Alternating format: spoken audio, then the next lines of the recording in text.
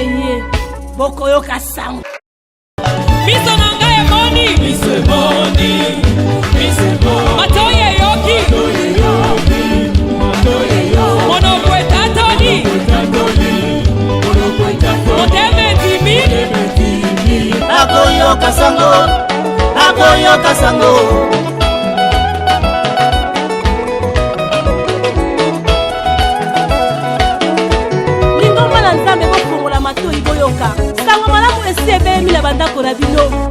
Mina nzambe ya solo asia ye. Délivrance totale et parfaite eye bokoyoka sango. Shalom, shalom, shalom na balandi nyonso ya émission Teke na Kolo esika ezwami bino topesi bino mbote. Topesi bino mbote po ete place bozali bokanga ba horaire bokanga ba période boyebi eteke na période boye émission na biso Teke na Kolo e bandaka. Lelo nazanga moko na plateau te naza na pasteur Josué Kakima ona pesi mbote. Mbote maman journaliste, mbote na balandi nyonso ya mission Teke na Kolo, mbote na nganganza monene momemilobiko ya monene le prophète messager Emmanuel Dodi. Merci beaucoup na mupanzi naza na pasteur Désiré Mausa ona pesi mbote. Mbote mingi la journaliste, la précieuse, la celle que nous aimons beaucoup. Oyaza kosala ke Teke na Kolo eyebana mbote na yo, mbote na bato bazolanda biso. Mbote pele susu na mostakoli oya salike bisto kutana petolo balikambo oyo soki ayakate mbele pe tokutante mbote na bato bazolanda biso na pesi bino mbote na kombo na Yesu Kristo. Merci beaucoup ndenge na yebisa rabino ete émission na biso Teke na Kolo ezali émission oyo ezali na base ya ba verset biblique oyo toza kolobela na kati na Osée 4:6 na français to yebisi pasteur Josué alobela biso. Osée 4:6 na français zoloba mon peuple est détruit parce qu'il manque la connaissance. Na lingala pasteur Désiré. Oui, na lingala tolobi boye. Nzambe azali ko mitungisa pona libota na ye. Texte yango wana Nzambe nde azali ko mitungisa pona libota na ye. Yange kufi po ezangi boyebi. Ezangi boyebi, ezangi boyebi. Ezangi boyebi. Kozanga boyebi. Tozali kotambola toza komona na kati na ba publicité na ba télévision. Tozomona na kati na ba réseau digital Facebook, TikTok. Invitation moko le 17 décembre. Na Église universelle pentecôtiste charismatique. Et si ka pasteur Josué na pasteur Désiré Bazali ba pasteur. Wana poto zonge la bino na plateau to sengi na régie a balancer les biso. Ye moko prophète messager Emmanuel Dodi. Atindaki, aplobaki, albengisaki, ba tous les 17. Pius Smart, réalisateur, à vous la parole.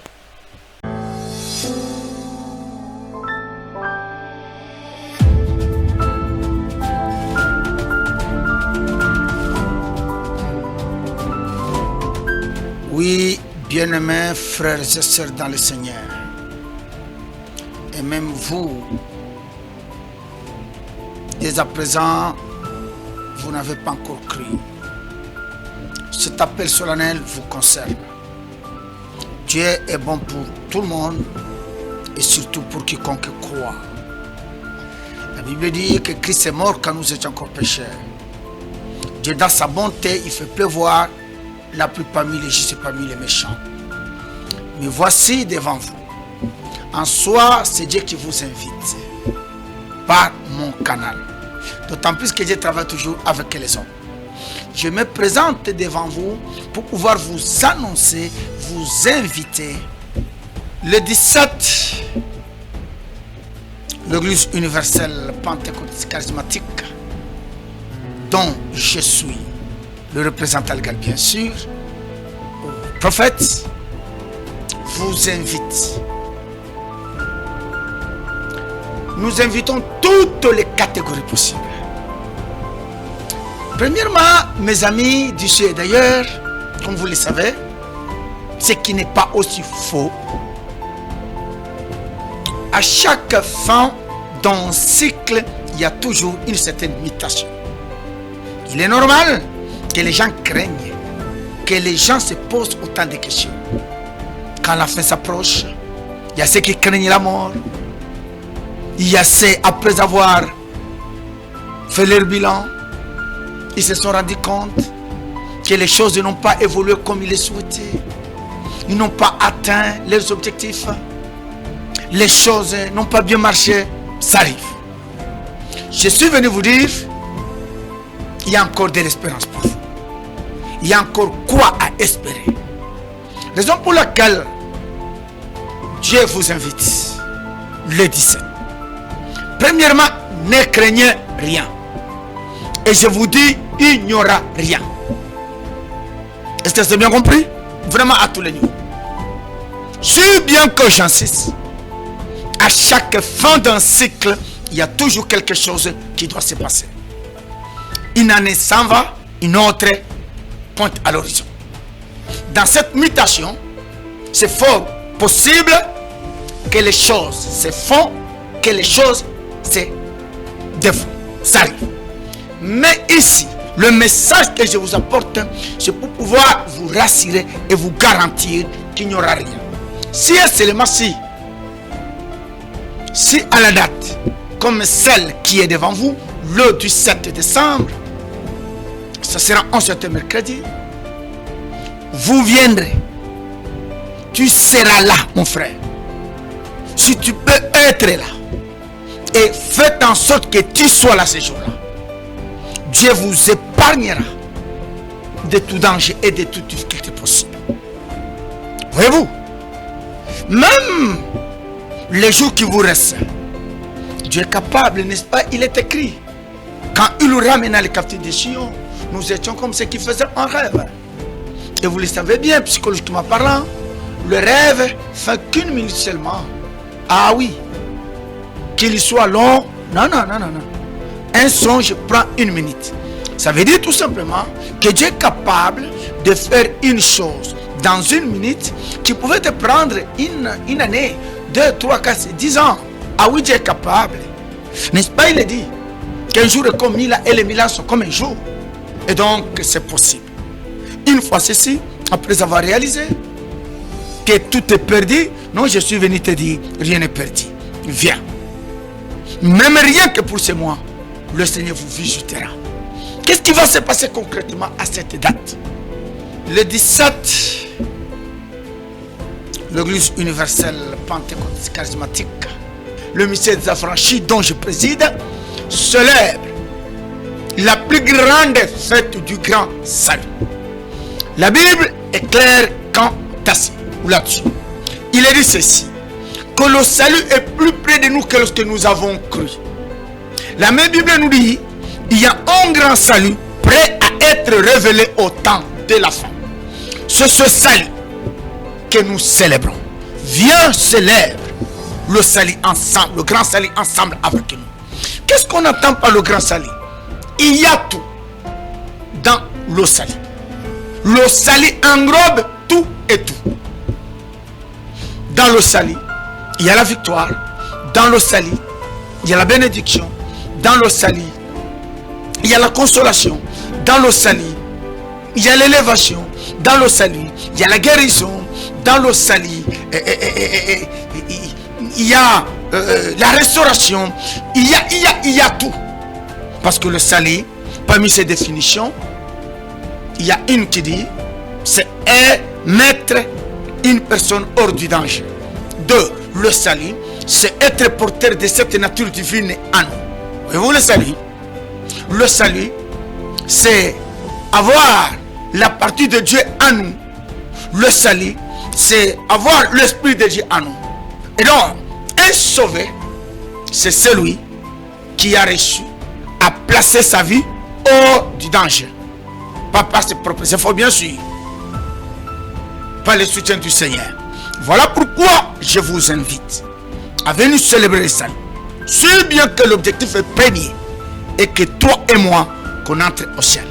Ça c'est bien compris? Parce que l'objectif de l'église, c'est de faire en sorte que les gens aillent dans la vie éternelle en passant par la résurrection des morts. C'est cela l'objectif de l'église. C'est celui-là l'objectif de l'église. Ok? Bien que sur la terre des hommes, nous avons besoin des choses matérielles, des biens financiers, de l'argent, ce qui est normal. L'église n'a pas encore connu son enlèvement. l'église est sur la terre. Il est évident que tu as besoin de ceci ou de cela. Mais l'objectif premier, c'est la vie éternelle et la résurrection. Vraiment. C'est bien qu'aujourd'hui, dans nos églises ici, c'est rare qu'on nous parle du salut. C'est rare qu'on nous parle de la vie éternelle. Voyez-vous, nos prédications, nos enseignements se focalisent toujours sur les choses matérielles. Ce qui n'est pas mauvais, mais l'objectif premier, c'est la vie éternelle. Est-ce que nous sommes d'accord? Et donc, ce jour-là, nous viendrons célébrer la vie éternelle. Un sauveur, c'est celui qui aura gagné cette vie éternelle tout en étant sur la terre des hommes. Est-ce que c'est bien compris? Et dans la foulée, quand on a gagné déjà l'échelle, frères et sœurs, croyez-vous que nous ne gagnerons pas les choses de ce monde? Non. N'est-ce pas, Jésus a dit, cherchons premièrement le royaume et le reste nous sera donné par-dessus tout. Voilà pourquoi ce jour-là, je vous appelle. Venez ensemble avec nous célébrer la fête du grand salut. Comme je l'ai dit, dans ce salut, il y a tout. Chef d'entreprise, entrepreneur, homme de Dieu, étudiant, élève, les gens de la société civile, les politiciens de tous bords, venez. Dans tout ce que nous faisons, le salut s'invite. Ah oui, le salut s'invite. Il est préférable de travailler ensemble avec Dieu. Voilà pourquoi je vous invite surtout à ceux qui pensent que quand on arrive à la fin de l'année, je suis éligible à la mort. On va me bouffer, on va me... Non, mais non. Enlevons ces pensées négatives, mes amis. Je suis venu te rassurer. Viens, si tu crains, si tu te culpabilises, si tu doutes encore, viens le 17. Les craintes sont plus bien sûr. Les doutes seront dissipés, chassés. Et ta vie sera rassurée. La certitude et la conviction seront ensemble avec vous. Est-ce que vous m'avez bien compris? Toi qui me suis, dites à celui qui ne m'a pas suivi. Vous qui me suivez, dites à celles et ceux qui ne m'ont pas suivi qu'il y a qu'un seul événement dans la vie. Le Seigneur marchera sur cette ville ces jours-là. Et le Seigneur visitera chaque famille. Tu seras présente, comme il est écrit. Ces familles qui ne monteront pas à Jérusalem pour aller célébrer le tabernacle, la pluie ne tombera pas. Pareil, quiconque ne montera pas pour célébrer le grand salut, oh mon Dieu, il ne sera pas épargné de ce danger qui guette l'humanité. Si la mort elle-même c'est un danger, si les accidents et d'autres difficultés qui s'y attachent sont des dangers, venez. Ce jour-là, nous serons protégés et Dieu fera en sorte que tu ne tombes pas dans un danger. Voilà le message que je suis venu vous appeler. Le salut est plus près de nous que ce que nous avons créé. Venez ensemble avec nous célébrer la fête du grand salut le 17 décembre. L'adresse, vous allez me dire, tu as bien parlé mais tu ne nous as pas donné l'adresse. Oui, nous sommes dans la commune de Limeti, dans la ville province de Kinshasa, sur avenue de la Révolution, numéro 817, quartier résidentiel, référence, place commerciale. Est-ce que c'est bien compris? Venez là-bas. Je pense qu'il y a déjà eu écho de nous. D'une manière ou d'une autre, tu as déjà entendu les gens parler de ce que notre Dieu est capable de faire. Oui, venez mon frère, venez ma soeur, venez mes amis, viens mon frère, venez frères et sœurs. Dieu vous visitera. En soi, c'est vraiment un grand jour du salut, c'est un grand jour de visitation. Dieu visitera quiconque sera présent. Croyez-moi. Que Dieu vous bénisse et qu'il vous protège. Nous vous remercions de nous avoir écoutés. Que Dieu vous regarde avec bonté, avec bienveillance. Que Dieu bénisse vos maisons d'avance. Et j'ai béni ce mois au nom du Seigneur Jésus en votre faveur. Si sur ton chemin, mon frère, il y avait les accidents préparés par l'ennemi, il y avait les incidents, il y avait les guet-apens, il y avait les pièges, que Dieu enlève tout ce que l'ennemi avait préparé, avait mis sur ton chemin. S'il y avait des trous, que les trous soient bouchés. Alléluia. Que Dieu tende sa main sur toi et sur ta famille. Que Dieu fasse en sorte que la rosée ruisselle dans ta vie. La rosée de la miséricorde. Que ce mois soit béni.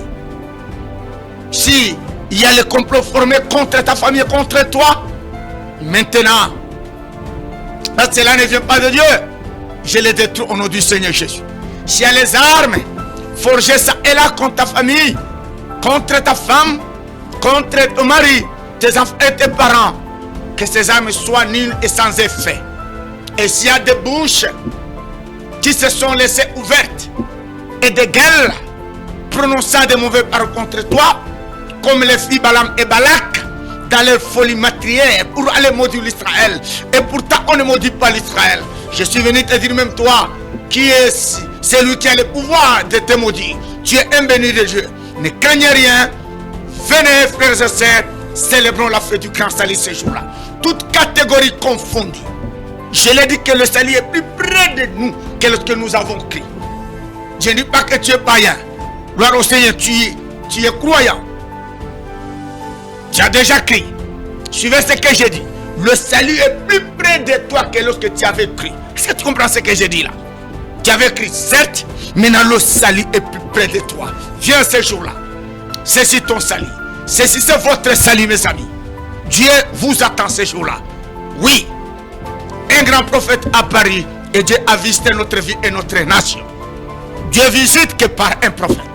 Ah oui, ah oui, ah oui. Voilà pourquoi il est écrit, confiez-vous en Dieu, vous êtes des affaires, et confiez-vous dans les prophètes, vous réussirez. C'est pas moi qui ai écrit cela, mes amis. C'est Dieu qui a écrit cette parole. C'est Dieu qui l'a prononcée, mon Dieu, ma foi. Voyez-vous, peut-être la problématique, la difficulté, c'est quand l'on confond des choses. Non, non, non. Personne n'a dit à Dieu d'être ce qu'il est devenu. C'est Dieu qui a choisi chacun de nous, selon sa présence. Si autant il a fait les uns comme apôtres, les autres comme prophètes, les autres comme pasteurs, alors admettez-les que Dieu a fait de nous des prophètes. Et donc, notre présent, c'est Dieu qui veut te visiter en passant par nous. Je ne dis pas que c'est moi qui vis, c'est Dieu. Dieu travaille toujours par des hommes, avec les hommes. Ce jour-là, venez ensemble. J'ai une bénédiction pour ta famille, j'ai une bénédiction pour ta tribu, j'ai une bénédiction pour ce pays et pour cette ville. Ensemble, ce jour-là, je le répète, pour la bonne et la meilleure compréhension, le 17 décembre, ça sera un certain mercredi. C'est vraiment une journée solennelle. Je vous en supplie, mes amis, dans l'amour du Seigneur, venez, ne ratez pas cette occasion qui vous est offerte par le ciel. Alléluia. Sinon Dieu descendrait pour vous annoncer cela. Mais il nous a envoyé pour le faire. Donc recevez Dieu par notre canal. Que Dieu vous bénisse. Paix et salut soit avec vous. Je vous salue encore et je vous bénis. Merci. Amen.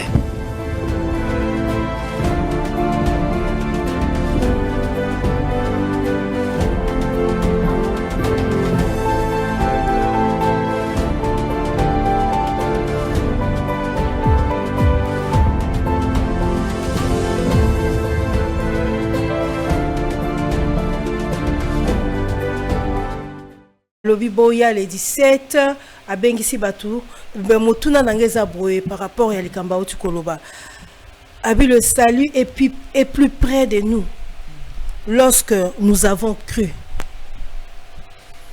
Pasteur est plus près de nous lorsque nous avons cru. Plus près de nous que lorsque nous avons cru. Oui. Il le beau à plusieurs niveaux. OK. Déjà nous Kotala uta to botama plus mutazo fêter l'anniversaire naie plus azo kende vers bamsuba bakaliwa biso to lobaka pongi olala zomon o kotala via mutu o alexis na sena moi na moto andimeli abatisami kokende suka na yeza kokende kozwa ko confirmer lobiko na ye ya mobimba ko confirmer la le même parole à l'obelongo pe par rapport à cycle naturel tout ça la fin de l'année. OK et que na kata société na biso na suka ya mvula nde bato bakoma kobanga te wana to kozongela yango bien kasi na lobeli lobaneza c'est rapporté à plusieurs aspects. Bon, OK, d'accord. Tout le bela le 17 décembre. Le 17 décembre et les dates nini. Pour tous les qui est dans le ministère des Affranchis, place au prophète messager Manuel Dodi, Aza prophète, bazo bete lango CT. Et le bami le grand fête à salut. C'est ça, hein? Binon de boyebi kengai. Grand fête à salut, hein? Ce qu'on salue wana ezali nini. Le 17 décembre, tout précisé le 17 décembre 1999 parce que après 1999 où ezolanda le 17 monsieur comme commémoration. Ils ont un musala moko, ils ont un événement moko, ils ont un avènement moko et salimaka mukoloana. Ba terme nous sommes cité aux enseignements bubimba. Le 17 décembre 1999, ils allaient fête il y a changement il y a temps. Ah on s'adresser beaucoup plus na basali. Parce que bato belé ba éviter que bato bazolando ezakara basalité parce que rezali pena bana nzambe bazolanda yo oui. OK d'accord. Basali belé parce que mon temps to bandaki émission tout ça qui nani osé 4 mon verset wana ils ont touché des catégories bato. OK d'accord. Peuple de particulièrement la connaissance puisque tu as rejeté la connaissance je te rejetterai. Vous avez parce que le na peuple na mosali parce que peuple azangi boyebi parce que mosali wana ndazangi boyebi. So mosala sakana boyebi anga sunga peuple bazana boyebi. Donc le 17 décembre 1999 ezali fête ya changement ya temps. Nakati ya Lingomba so nako osonga mom kesima dans l'histoire, te bisonyo ce qui s'est passé dans les années 98 99.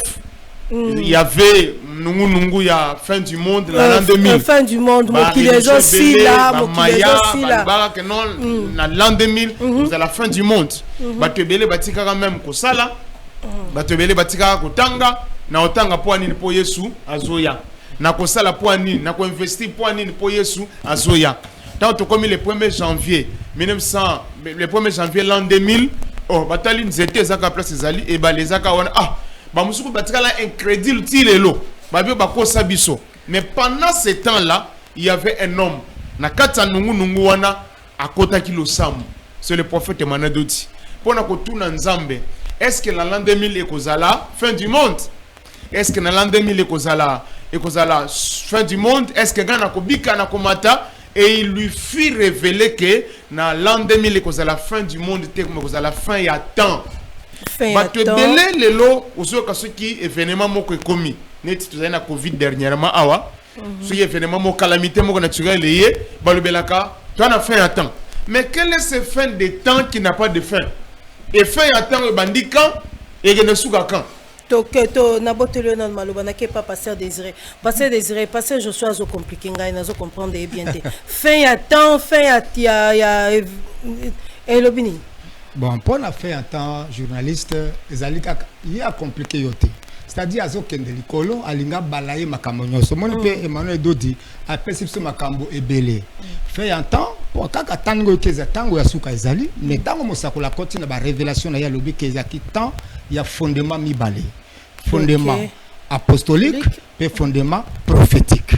Wana sikande tango bango ba potre basala ki mosala basali mosala bango esili mais mon tango esila kalikambo c'est confusion ezalaka alors na moment wana ya confusion esengela ki mutu moko za la cité à tel l'homme de l'époque ezalaki Emmanuel Dodami tungisa ki mingi pona likamo confusion koyamaki même nga na sibira ba conséquences wana pona leka na sekina ba branamiste parce que je dois attendre ba monsieur matiki branamiste bato ba sekwa ki mokilizaki ba branamiste alors moi j'étais là.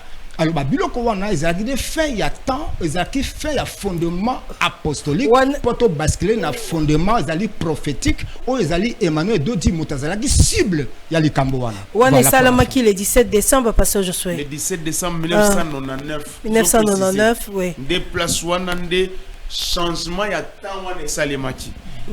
Bayebake lelo oyo humanité mobimba ezo dépendre na temps ya église. Alléluia. Toyoka bat batea que Israël ndazali horloge ya mochili. botala makambo eleka na Israël. Oh, Romains chapitre 11 a hôtel sabiso que Israël a été plongé dans l'endurcissement. Au moins Jean chapitre 1 verset 12. Passer de Josué au bandi au terre. Qu'est-ce que expliquer? Au bandi côté, pour les téléspectateurs, on a besoin de le 17 décembre. Quand c'était tout expliqué, mais au bandi son côté il y a. Tout expliquer que Israël ça horloge à mukilité ndenge bateya. Comment Nzamba cotiser bato baza bloqué dans l'endurcissement? C'est quoi horloge à mukilezana? Horloge à mukililelo c'est l'église. C'est l'église. Dieu, l'humanité dépend du temps de l'église. Yango tozoma na kati ya lingomba na français église, Nzamba pesa ngo deux fondements. Fin du temps au balobelaka, c'était la fin du temps des apôtres. Pendant kobanda temps ya ba prophète. Donc on a dit que le 1er janvier l'an 2000, n'était zaka place ezali et ba les zaka place ezali, ba c'est ezali lokuta. Ça s'est passé dans l'invisible, il y a eu un changement de temps.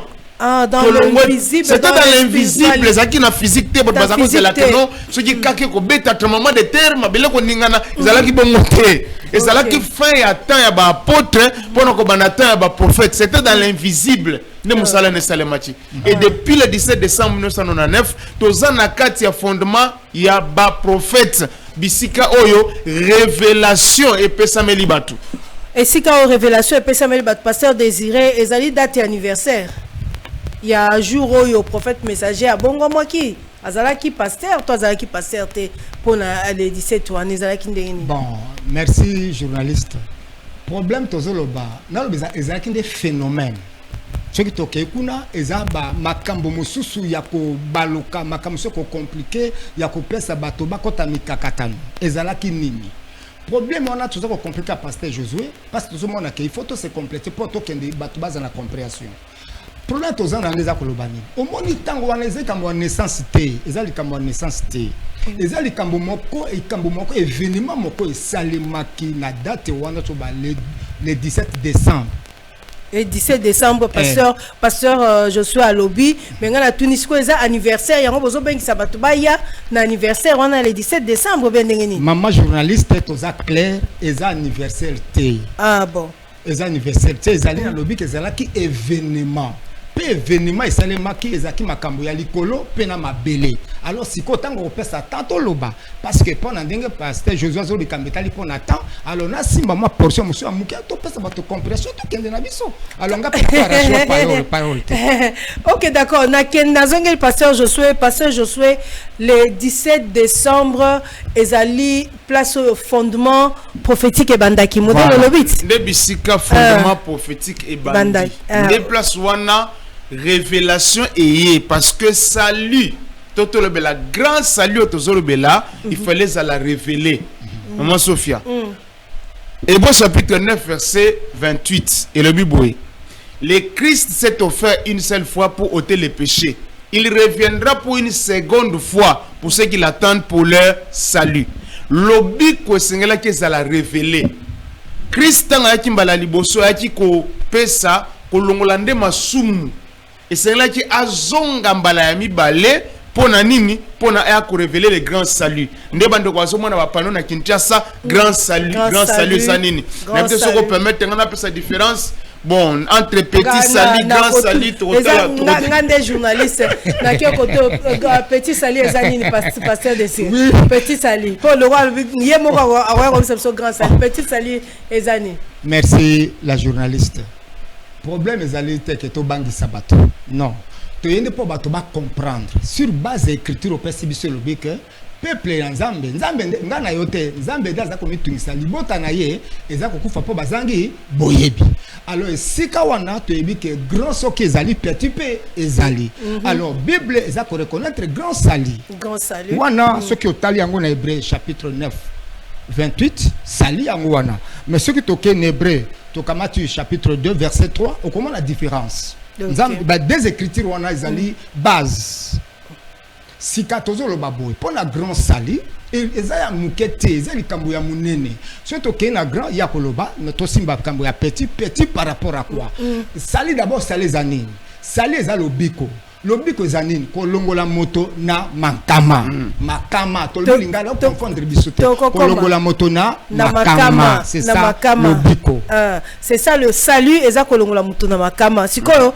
salut grand salut makama ya minene makama ya mike makama ngo ezaka ndenge nini ezana ba quantité ya ba qualité makama kolongola bato na makama ya ndenge nini grand salut ezali salut eux ont touché au moins un petit salut balobele on a fondement ya apôtre balobele mingi salut de l'âme est-ce que être humain zaka âme surtout tangi 1 Thessaloniciens chapitre 5 verset 23 bien sûr que tout votre être votre corps votre âme et votre esprit mais comment on a fondement ya apôtre balobele mingi salut des âmes au terme gagneur d'âme siko soki mutaza composé na trois parties corps âme et esprit so bo sauver âme bon corps na esprit bochango wapi sikoyo na kati ya grand salut nde grand salut ont touché corps âme na esprit parce que corps a une espérance na ye âme a une espérance na ye esprit a une espérance na ye grand salut et ça grand salut pourquoi parce qu'ils ont touché l'humanité tout entière les petits saluts ils ont touché un groupe de gens dans un exemple il y a Noé Noé avait eu le petit salut non abikisi yega kamwa sinenaban c'est un petit salut. C'est le salut d'un petit nombre. Et comment on a même colonisé parce que du petit salut découle où est le résultat de la petite foi. Maître, augmente-nous la foi et cela nous suffit. Si vous avez de la foi comme les grains de sénévé, vous direz à cette montagne au toit de là, si vous ne doutez pas, ce que vous êtes en train de dire arrivera. Donc Jésus voulait les laisser dans la petite foi. C'est la petite foi qui a produit le petit salut. Mais na katia fondement prophétique, c'est le grand salut. C'est la grande foi, la foi charismatique. Donc le grand salut, ils ont touché un grand nombre. Voilà pourquoi Nathan Otozali, Mondele, Moindo, Motane, tout ça, bango nyonso fo babika. Au comment la Bible lobaka, elle est venue chez les siens ne l'ont pas reçu. Mission à liboso on kola ayelaki na bayuda. Ayeli bango nzambe na préscience na yabeke batufale babika andirisiri bango. Elle est venue chez les saints ne l'ont pas reçu, mais à tous ceux qui l'ont reçu, à ceux qui croient en son nom, elle a donné le pouvoir de devenir enfants de Dieu. Donc les grands saluts awa, ils ont concerné humanité tout entière. Humanité tout entière. N'a pas pasteur désiré, pasteur désiré. Oloba kelo komoko lobi kolongola batuna makama. Hein? Oui, maman. Makama nini oyo prophète messager Manuel Dodi azo bengi sabato le 17 pour aya kolongola bangola ba danger. Yango na ndena lingala makama danger hein. Les ande danger hein. Ce que ça neti makama to ko kolobela na makama yango eza ndenge ni. Oui, merci la journaliste. Makama ya liboso au Monique kaka ndenge na osé yoko bossa l'écriture opacité. Soki nzamba za ko mitungisa danger ya liboso yango wana. Mama journaliste to ko pesa ba écriture sans ce que to faire assoir yango te lokezati. To zongeli no kaka na écriture opesi ya osé nzamba pambola yo.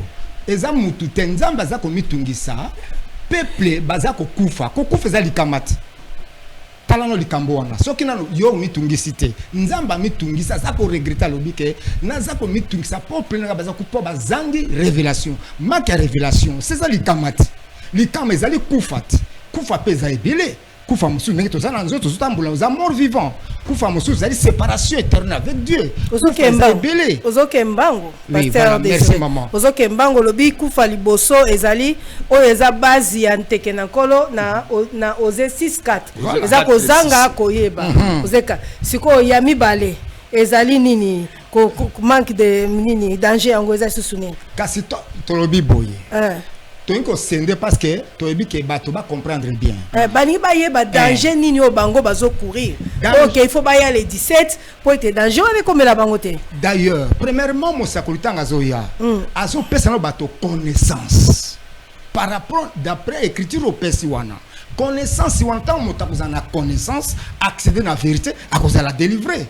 Cela montre que tango bato bazako yebate bazana kufa tango écriture wana bien mama Sophia journaliste comment l'écriture les alipe base parmi ba écriture zo pesa kozanga connaissance et ko pesa moto akufa ko kufa monsieur zandenge nini kufa ya ko kabona moto na nzambe parce que zangi révélation opposé à révélation zanini c'est incrédulité manque ya connaissance tant oza incrédule otelemeli liloba otelemeli nzambe atelemisi liboso na yo po obika oza moto akufa kufa pe mosusu na nzoto yango wana ntango pasteur Jésus azoloba mpona grand sali naza kokomplike lisusu kobakisa par rapport na corps ezali koattendre mpona rédemption âme mpona salut esprit mpona perfection c'est la totalité ya moto yango wana rédemption pour na corps yoka grand salut parce que il faut rédemption ya corps eza ko attendre eza ko espérer na rédemption alors âme ya moto eza ko espérer na salut ozomona et puis esprit ya moto eza ko espérer na ezali perfection voilà bozolo la spiritualité oui. Parce que baza kolanda bino bazoluka spiritualité na nute bango bazongoyeba ba danger nini o bango bazokourir yango tozoya toshi wana sika ya monene yango wana oyo tunifo ba question zo tuna wana na journalistique tant ozo poser ba question biso zo telema pekaka wana oya monene yango wana soki moto corps ebiki âme ebiki esprit ebiki wana lobiko ya monene yango wana bon sikoyo to kokota sika na danger oyo kosala ke soki moto a raté lobiko ya seko na seko yoka mama journaliste il faut moto parce que tant mosakola ye parce que bato bakende na lobiko na se c'est-à-dire salut eza kolongola moto na danger sika moto ye wana to yesusu na danger que moto a raté vie éternelle c'est ça le grand danger. Alors Emmanuel Dodazo benga bato pour connecter bango adopter bango na connaissance ba ye baké grand sali oyo tozo kasika na bayuda nge pasteur Jésus alobi non et yesika pona humanité mobimba wana sikoyo bato nyonso bakoya po bazwa lobiko na banzoto kobika mosusu pe komona obike moto mosusu akoza zana mosala na yezo tepa parce que lobiko ezate po za délivrer atanga abota mais bana baso balate wana pe ba danger oui, parce que au moni tango nga naza ko poser mutuna nazo mitia na place ba téléspectateur oui maman bazo linga ba yeba yango moni na lobaki soki sipozo lobe la spiritualité mingi yango na bi mutu azawana azolinga yeba le 17 tango akoya balobi bakoya kolongola bango liboso ya ba danger na ba danger wana oyo to komi na fin ya année et puis le 17 décembre prophète alobi venez siko bo ya wana mutu avandi na ndako na ye ayoko nini ako se rendre compte danger nini oye azo courir donc boto tika na spiritualité pour bozo ke na spiritualité makasi to comprendre que danger nini olobi danger liboso za kozanga koyeba danger mususu eza nini mutu so aza na nzala aza pe na danger mutu so aza na mpiaka aza pe na danger bino bobengisa bango kama milimo ya milimo to kende to betango mbangu parce que par rapport na grand wana to lobi liboso par rapport na grand. Ok. Bon, comme c'est qu'on a petit, il y a tout qui est directement par rapport na vie auto. Grand sali ezana molim tout ce qui est spirituel. Même même dans zoto. Moi le pasteur Jésus ngala tant mon ninga zolo bana ndaka attentif. Abi ezaka pona molimote na zoto. Puis alobi ke bato kaka nzambe kaka motema non nzamba za mobimba. Bon siko to ya ko ba ya mukeza nini. Oyebi ke mutu mosusu akozala azana libala. Toka mata par exemple ka ya babola mo oyo zalaki to cheka kama muke par rapport na mariage ya papa Marius soko tali bien tango bazalaki ke papa Marius vous m'excuserez to tanga kombo anate parce que soki te to koza problème na censure pour déjà batu bakataki ba place muke balanda ki témoignage makasité alors biso na télévision tozana c'est ça que ko landa biso soki to ko lobela parmi ba œuvre wana to ko lobela concombre to ko lobela Pays-Bas s'il vous plaît pour na ba wana nyonso tout parce que awa toza bato maele parce que tozo la pe makamo tozo simba ba makamo susu tozo mande para ezaki danger au moins sikoyo soki 9 ans makambo ezoleka bien na libala ngata ba concombre to exacto makambo ezoleka bien na libala te mama journaliste au moins que ça danger bon to ye lisusu soki moto aboti bana bazokufa eza danger soki otangi na otangi oza licencié mais oza mama bato basaka ba demande musala mais ofuta maka eza danger o ba danger amike tango yokana na chité na ekobinga Emmanuel zobinga pourquoi bato babika na corps na âme na esprit oko écarter yango te et de deux babika pe na nzoto asali mosala azwa solution azana libala abota azana santé azala kosala mosala abela belate moto azangi kobota abota misala epesama mais toza focaliser na lobiko ya seko na seko parce que grand sali eyepote moto abika on doit sortir bato bakende na lola babika bakutana na nkolo nzambe bandima esako ozanga komona ye nzambe wana apambola bango. OK, parce que je suis ko bakisa ndambu po tolingi toyeba eloko ni le 17 emema ya sika. Oui, maman Sophia. Le 17 emema ya sika. Le 17 eye na kolimo ko ya munene to de kotike koliwana.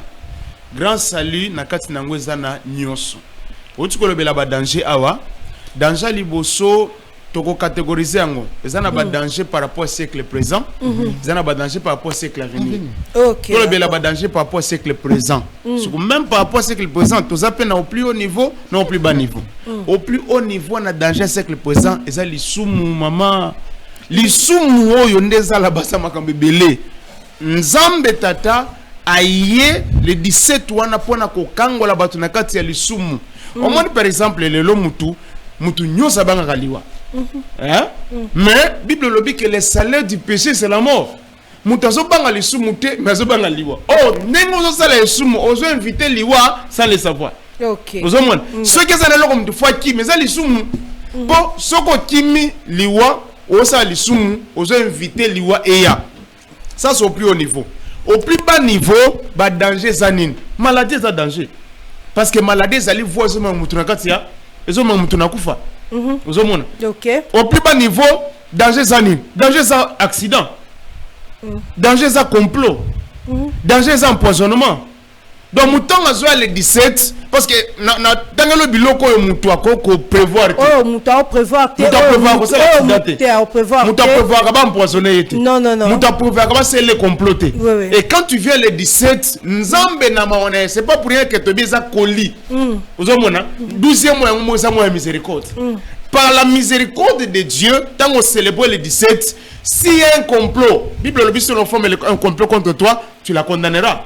Et comment les slogan na minoka bato mais combien de bato bazo kufana ba complot si ko entre on va déclarer wana na ozo koma on dit que en principe ce total m'a commis en principe moi na nzambe mondimi ya solo akukufana poison te mais bazo kufana poison il prendra des breuvages mortels cela ne leur fera aucun mal le problème est ça nous tous insister pour le 17 pour le grand salut et bombi makambo ebele na kati.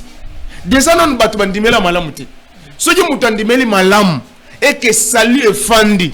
Kati na mutu salut et bandi ko epanyo na ba danger. Nzamba ko sala ke complot ba sele la yo moko na bango afunda bango. Quand tu as célébré le 17 décembre. Parce que tu as célébré le grand salut. Dans l'invisible d'abord, nzamba tcheyo pembeni et dans le physique. Dans la maladie c'est un danger. Hein? Dans complot, dans accident, dans incident, et même au plus bas niveau, chômage, ils ont danger. Mutatangi classe, musale zate, mutu azana musala salaire bimakate. Waneza biloko siko ya mike. Yango moni biso to bandaki na au plus haut niveau parce que le sur le bi na Matthieu chapitre 6 verset 33 cherchez premièrement le royaume et sa justice et le reste vous sera donné par-dessus. Nakati ya badanja mikende le reste za nakati kuna. Muto le 17 décembre. Toko senga na yo oye avant aussi place ya ko sambela. Tobi tozo ya matalana te le 17. Permettez nga mama sur na le bela batu. Tozo ya matalana te. Parce que mutako ya na eka ka 18 pan abaluki asongi yaka ngonga malamu. Zwata ya ko sambela. Landa ba sujet baso pesa. Pour makambo to tikoloba oyo éviter. Pasteur Désiré. Maman journaliste. Les 17. Bon tikolobela ba danger nyoso bato balandi. Sikoyo mutu oyo azana hôpital. Mutu azana mbeta hôpital. Akolanda ndenge ni? Oui maman. Akoya ndenge ni? Oui maman. Ba yebisi azana koma. Aosala ndenge ni? Oui, to yebisi yo boye. Te ozobisa bango bazolanda o ba téléspectateurs. To yebisi bandeko toza ko yebisa bino.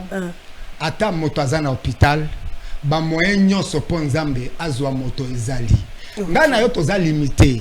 bato baza limité mais loboko na nzambe ezaka mokuse te mais loko tokoavertir bato baza na hôpitaux il faut évangélisation ezosalema caravane ekoleka tokotinda ba invitation tokobenga bato nyonso mais nde tozobenga na mena moto aza concerné te azobela te eloko tolobi danger ya kobeleza nini parce que Emmanuel Dodi alobi boy qu'est-ce que maladie parce que Emmanuel Dodi chaque chose a défini ça kayango la maladie c'est une voie par excellence que l'ennemi utilise pour amener l'homme à la mort.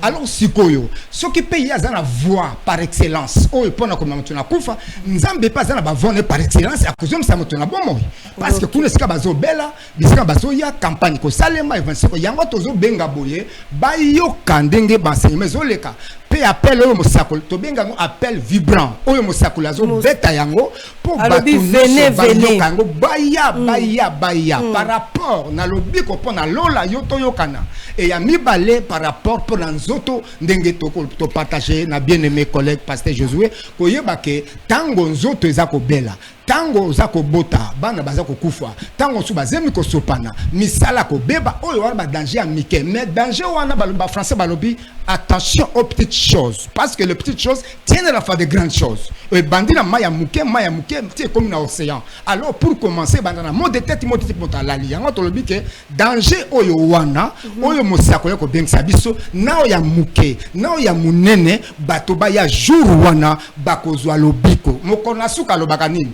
oya ye na problème na ye azui solution na yango alors moto na problème na ye mosusu ya kobala mosusu ya mosala mosusu ya ndako ce sont des dangers mosusu humiliation mosusu bakosele makambo mosusu na mbeto malade ya hôpital mais ce qui est vrai ezala ya nzoto ya makambo ya mike no ya minene mokolo wana tozanga te ezali rendez-vous na ne pas manquer le 17 décembre oui pasteur Josué le 17 décembre. Oui, bande ko bazobela. Oui. Hôpital. OK. Tout se compléter. Rien que émission to sali. Tant bazolanda. Parce que même pas Kolanda. Parce que la technologie est celle que l'église ne soit pas que dans les 4 murs. Les lo oyo, tout ça na mangomba partout. Si mon sakol manado do assemble la batu na États-Unis bazobika. C'est que bande ko bazolanda biso pe émission oyo, ozolanda ngoza na mbeto hôpital. Kaka ngozolanda biso boy. Les 17 zoba disposition na yebisa batu kende jour na si faut o limiter ba visite hein limiter na oza la connecter na biso na nzela ya média zamba ko mega na epe oui pour mega ya ko na ba télévision so yango te o mega na téléphone na nzela wana nzamba ko ekelema wa pia ko bikisa obi ba plutôt bazana ba télévision donc école en direct na télévision école en direct na télévision pourquoi parce que ezamukolo ba benyango grand salut. Donc tous les moyens sont mis en place pour que message comme la batou nyonso ezala physiquement bo bazana makasa pour se déplacer se déplacer bo ba kozana bambeto pité bo ba baza musika o bana ba province kasi c'est pour la besoin de la média o bazana ba province parce que on parle pas que ceux qui sont à la capitale rien que bo baza ao musu baza musika musu bazana bambeto hôpital o bazana ba province o baza libanda ya mboka. Nous avons notre chaîne YouTube, nous avons la télévision de Bozo Landabiso. Ce sont des canaux, les grands sacrificateurs, les porteurs du grand salut. Emmanuel Dodi, le messager, a tié pour nous les grands salut bisika bino bozali. Mais tu dois insister. Nandeko oyo ozana makasi. Kolobate que non, le cas balobi na la télévision te nzambe atalaka. Yo ozana makasa ko se déplacer yaka. Hein? L'avenir révolution numéro 817 à partir de 15h. Hollanda Balosa Monyo Sénégal Salema, les grands saluts te sera accordés. Le 17 décembre. Tozan à mois de décembre. Évidemment. Bato belé to qui est mon prophète messager Manuel Dodi alobi bato ba koma ko banga to komi na fin de l'année likama boyko ye la biso na famille na biso to kufa kaka na mois de décembre. Siko moko na ba so le 17 ba kufa sote. Maman Sophia, pourquoi yoka prophète messager Emmanuel Dodi Koloba ni tiazo ko pesa assurance ni tiaza Koloba na batu ke makamna soki boye na ebiti assurance oya zo bimisa wana donc eleki sonas un grand sacrificateur même un serviteur tout court doit rassurer les gens oko jamais ko le kanache obandi Koloba ngamonde na boy na ebiti soki na kobika. On est obligé de rassurer les gens. Oui. Parce que nous avons été. Nous avons nzela mosali. Et ce serviteur-là doit rassurer les gens. Et puis, il y a mis balé. Azakolo bapenza ke kobanga te et le côté kokoma. Évidemment, c'est ça. Il y a mis balé. Azo rassurer parce qu'ayebi sika telemeli. Ayebi nani oya tindiye. Ayebi bilembwa sa talisa. On ne change pas l'équipe qui gagne. Quand Dieu t'a déjà utilisé dans le domaine wana, n'a pas cet exemple. Nous avons utilisé au bixi mutamutu passe aye. Okobanga ta. Oyebi que na le kanzela wana. Et Manado dit c'est l'homme du grand salut. Et le salut, il faut rassurer nos battus. Ce qu'on soit imaginez un malade à un hôpital, médecin n'a évité ce canon à Kokangwa. On peut se message d'un malade. Il faut malade ailleurs ou rassurer. Na attitude na yo, na façon koloba, ou rassurer. Voilà pourquoi le prophète a rassuré Batou. To sengi sous na réalisateur ati la biso publicité moko otomozo mona ba publicité zo leka bazo bengisa batu pona le 17 Pius Maman José ba fête oye bandi to kosala ndenge nini to kolia nini to kola mani taka ba fête faut que ça fête te et c'est en décembre faut que le kablo kolia to les sabana bana taper bien déjà le 17. Pourquoi on a tâté? Et ça est solo maman. Oui, place où tu na commerce. La commerce. Place où on a to somba, to kenda na to somba. Et là bas ya bana ezali ya ba mikolo ya. Na place où on a mangé. Moko ya bien na ba bisi ya bien do. To kende wana na somba ya bana. Mokolo ya Noël na les. On va pas tenir un peu plus à bien hein. OK, nous avons besoin de on a pris à bien oui. La personne a te manger. Donc et ça bien parce que nous bien na ba rivage. Kama sola bona ne boza bien tota bien maman na yeli bino awa wasango malamu bino bo ebite bo beta kama sola bona ya le 17 bo yo kite le 17 avenema mama avenema ne ko mama moni promesse tozaka nango batakala bana na biso ke Krista bozongo esa ya mama ya sola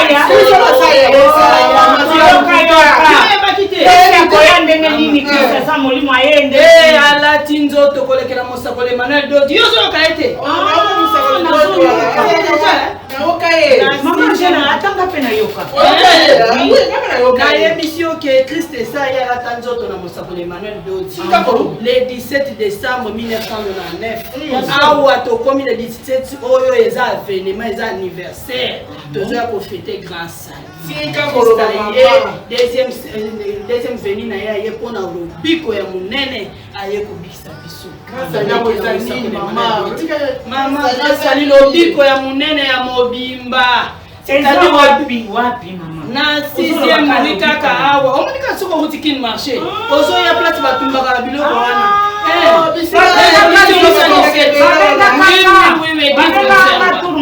mama na yaka wana place wana na moni na yo yebinga na bana obela ya solo ya solo pasaka na yebi ala ba mingi na pena kile wana boya na yaka na yoka kapele 17 ans mais na yoka kande bien te mais modèle ozolo ba Christ aye ko kokota na nzoka muto aye poto mona en tout cas il faut tokende mama il faut tokende boya kobika ba mama boya ba problème to va aussi na mama non c'est possible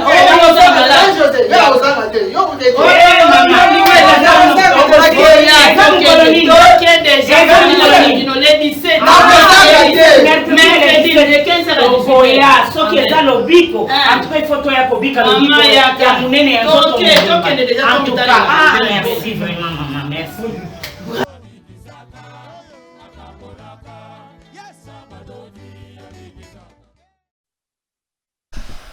Merci Pius, merci téléspectateurs, pasteur Botukulanda ma publicité, eza moto c'est que les 17 eza vraiment au balobaraké au poupoli ma boy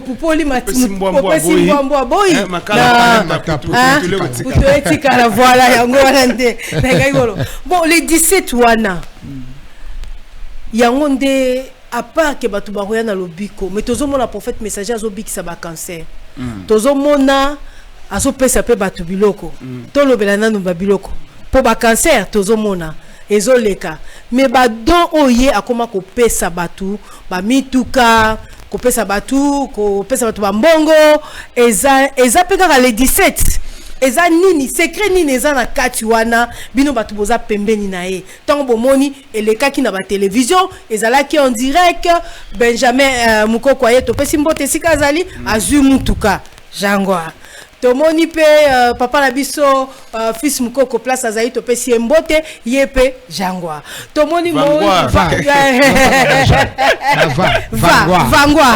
vangwa ye siko tolo ba ona ndinga langi na biso vous comprenez sikoyo ba don wana nyoso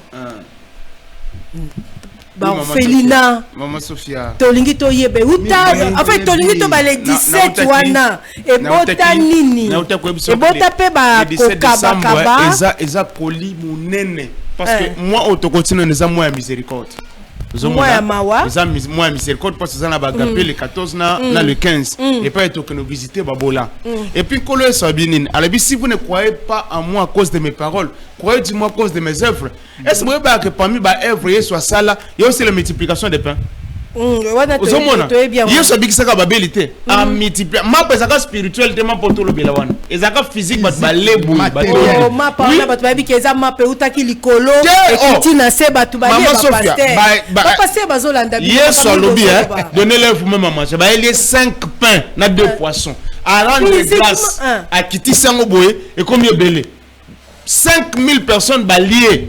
Et Mamsou Balanda, en vérité, parce que vous avez mangé les pains. Parce que c'est important, mission ya prophète Manado dit, et ça n'a pas ça va te mettre tout côté. Et ça n'a pas ça va te consommer la battement pangoute. Et ça n'a pas ça va te moto té. Et ça n'a pas ça va orphelin te tient au paiement parce que on est dans ma commis. Bible lobby qui n'est religion pure et celle qui s'occupe des pauvres et des veuves. Mais si par rapport si il y a ba acte prophète au salle. Et ça peut ba canon évangélisation. Moutounyoso tant besoin de le 17 décembre révélation. Nous sommes à cette transition na biloko wana. Yepo na donc la balance va passer mutuka abandi ko s'intéresser biso to ba pasteur to zo yamba batu mutuaye parce que la balance va kabela ke mutuka tanga ye wana confession des fois to me na baptême et lo que me mi eza miracle cancer te et lo que me mi eza parce que va passer que la ba ange mutuka au moins que va profiter na nini na notoriété la ba ange wana salut et continue sim. Oui, pasteur José n'a complété pourquoi ezali Tolobi kezali boke monene. Tolobi grand salut. Grand tout y est pasteur de série. Maman, on za la mokondi mais on bête au tambo na moto. C'est humiliation. Ndeki so apesa ki moto wana. Ça peut ka sali. Évidemment. Ya kati ya muke. Mais si ye moko lokola ba azaki na losambo. Azolela. Nzambe na yembela kayo. No molanga na moto. Ye ba vivre sali. Si content tozo ya journaliste tozali pona nyoso ana ezo tozo kende ko chité nyoso na tu ezaka le di mais uti na le 17 donc to ba qu'est-ce que babiloko nyoso tuona au prophète messager asalaka secret nango eza le 17 maman Sophia le 17 nde place makamutu e bandi nde bisika wana en soi le 17 eza début ya ministère ya prophète Manadoti.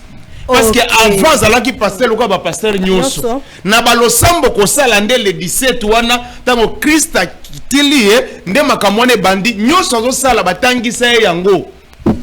Merci. Donc comme na olingo ba ça peut tozo chiter pour prochainement to kozonga susu na plateau awa ezo sala nga bien parce que na linga koyoka moninga zoloba c'est ça malamu nga pe défaut nanga yango télévision siko tozanga ta so moninga zo bana koyoka parce que au monde eza boy bola munyoso au monde mosakoli pour ceux qui t'ont lobelaye il y a des gens ba mususu ba comprendre mal bazana sandal tokena bango progressivement bon ça qu'il ta personnalité au monde siko ce que Jésus a yakate mais le masumu pe le localité mais bato bandima te bo sika pe par portion wana na bi portion suffisante il y a Hébreu wana ya liboso pona kolongola masumu ekokisama pe bato balongola masumu mais oyo ya grand sali oyo oyo kuno balobaki grand te oyo balobi grand na kati na grand ezala masumu ezala bato nyonso balimbisa makite bazali kati na liboke wana na bato bazangi mbongo na bato bazangi mituka ezala mariage ezala kobota ezala papa tala to kato chite mama journaliste moni longola ba ange talandinga lali na mabele c'est la montre ezalaki requête na yé na motema le 17 décembre tokomi na suka le 17 décembre na sengi na pasteur Josué apesa adresse pasteur Désiré aloba nini kobanda pasteur Josué kakima tozwami na ville ya Kinshasa ville province ya Kinshasa na commune ya Limité na avenue Révolution numéro 817 tozabo na quartier résidentiel na bandeli toza na ville ya Kinshasa commune à Limité avenue Révolution numéro 817 tozabo na quartier résidentiel référence ezali une référence ezali ya 7e rue place commerciale référence ezali nini centre diagnostic yano soko komi wana juste après le pangwana ne place Lingombe zali bon il y a ebelé le 17 pour na vivre le grand saint. Le 17 décembre eza de quelle heure à quelle heure pasteur des oui madame la journaliste tozali bana mosakoli monoko eza ko kangamate et kozala de 15h à 18h. De 15h à 18h. Bon, merci beaucoup, pasteur Désiré. Merci beaucoup, Koya na katina plateau. Merci, maman. Merci. Pasteur Josué Kakima, merci. Merci beaucoup, maman. Merci, na caméraman, nyo surtout bazana simamana tomoni Christian Sakananu, tomoni fils. Topesi pe merci na réalisation na biso kuna toza na Pius Chimanga pe topesi merci na direction nyo surtout ya RTVL. Bon na lelo to suki wa tolobi le 17 décembre. Bon landa na sima na biso publicité mususu oyo bana mikie ba bébé bazo bengisa batu ba le 17 wana sengi na régie a balancer les biso yango me biso awa tolobi ciao tokuta le 17. Bye. Ciao, ciao. Délivrance totale et parfaite Seigneur. Bokoyo Kasang. Miso nanga e moni. Miso e moni. Miso e moni. Matoye yoki. Matoye yoki. Mono kweta toni. Mono kweta toni. Moteme timi. Akoyo Kasango. Akoyo Kasango.